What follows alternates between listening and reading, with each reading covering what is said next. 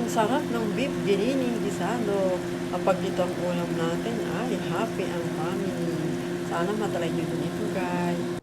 Good morning! This is Mama Lors. Ngayon, guys, ay magluluto ako ng masarap na beef giniling gisado.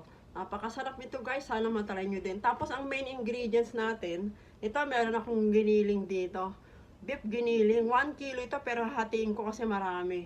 Tapos, meron akong quail eggs. Tapos, yung mga veggies, hinati ko na to into cubes. Maliliit lang hiwa. Let's start! Thank you! Sa isang pan, isutin nyo natin yung veggies, yung patatas, yung carrots, yung bell pepper. Mix lang natin, tapos iset aside natin. Thank you sa mga walang sawa, sumusuporta sa Mama Nor. Sa same pan, i-sear natin yung ground beef hanggang maging golden brown like this. And then, maglagay tayo ng butter, unsalted butter ito, sa pan. Tapos, isotate na natin yung sibuyas, yung bawang, at yung kamatis. Then, i-mix natin yung ground beef.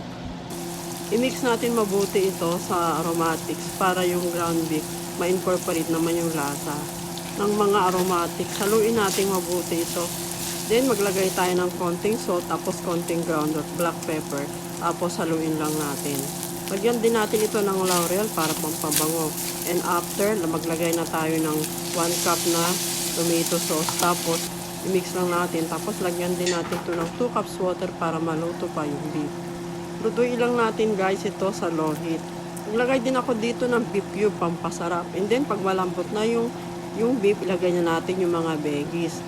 Lagyan din natin to, guys, sa 1 tablespoon na sugar para pambalansin ng lasa. Tapos, mix lang natin. Tapos, lagyan din natin ito ng unsalted butter.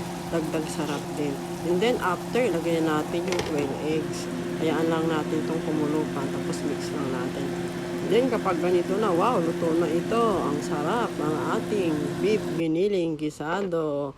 Tikman na natin kung okay na ang lasa at kung hindi pa okay, adjust na natin. Lagyan din natin ng konting toyo to para dagdag sarap din. At ito, kakain na tayo. Wow, napakasarap. Sana matry nyo din to, guys. Thank you for watching, Mama Lors. Bye-bye!